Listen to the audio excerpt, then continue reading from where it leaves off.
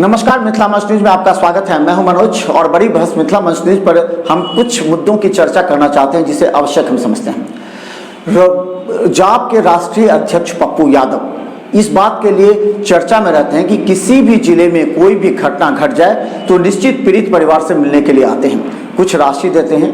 इसी दरमियान वो दरभंगा पहुंचे। दरभंगा में सोना लूटकांड के व्यवसायी से मिले, उनका दर्द जाना, उनका हाल जाना। उन्होंने कई बयान दिए, उनके बयान आपस में ही विरोधाभास नजर आ रहे थे।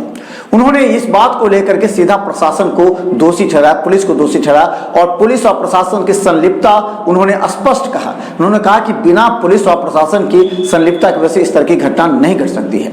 तो देखिए पप्पू यादव ने क्या कहा, लेकिन पप्पू यादव ने एक और बड़ी बात कही है, वो ये कि नीतीश सरकार की बात छोड़िए, ऐसा क्यों कहा, क्या इसके पीछे आने वाले कुछ समय की रणनीति है, इस पर भी गौर करना आवश्यक है। देखते रहिए मिथिला मंच न्यूज। एक रिपोर्ट। जाप सुप्रीमो पप्पू यादव बड़ा बाजार स्थित अलंकार ज्वेलर में पहुंचे और पीड़ित व्यवसायी पवन लठ व सुनील लठ से मुलाकात की। इस दौरान पप्पू यादव ने मीडिया कर्मियों से बात करते हुए कहा कि लूट की यह घटना शर्मनाक है।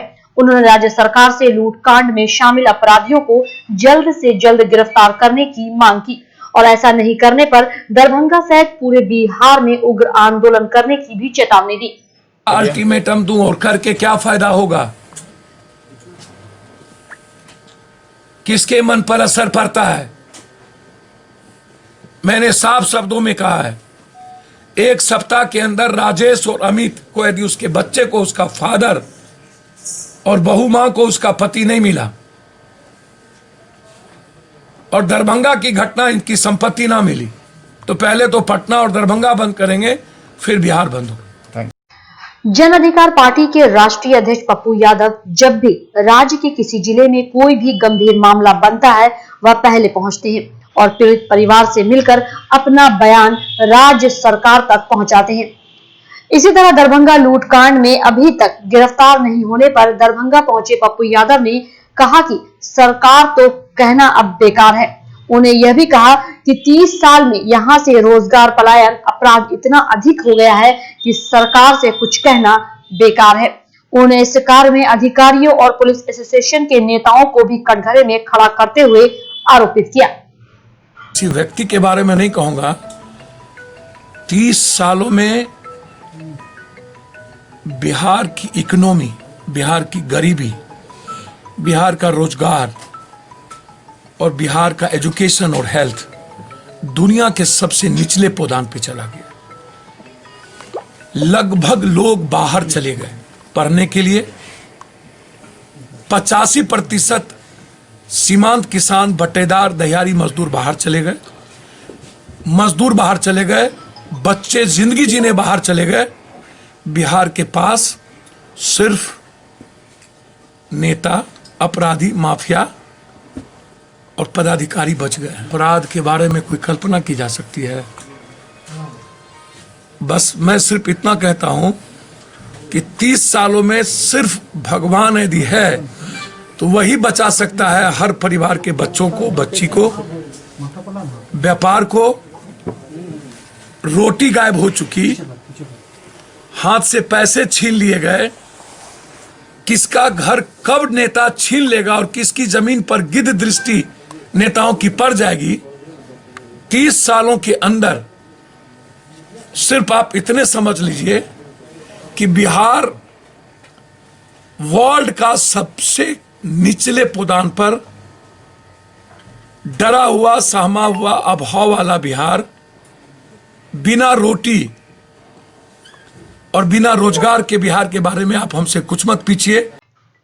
पप्पू यादव से जब मीडिया ने यह सवाल पूछा कि अब आपका अगला कदम क्या होगा तो उन्होंने कहा कि अगर कुछ दिनों में सामान की बरामदगी नहीं होती है और अपराधी गिरफ्तार नहीं हुए तो पटना और दरभंगा में बंद का आयोजन करेंगे।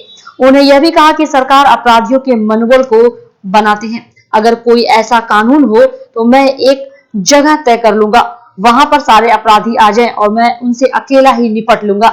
यह कहकर उन्होंने राज्य सरकार के कानून व्यवस्था को कटघरे में खड़ा कर दिया। एक बात आपको बोलूं, मैं चाहता हूं अपराधियों को घेर के मार दूं। 302 का मुकदमा हम पर भी लगेगा। आप एक काम करिए ना, आप अपराधियों को बोलिए कि कोई मैदान तय करे और सारा बिहार का अपराधी एक हो जाए, एक बार लड़ ले। क्या कानून इसकी इजाजत देता है?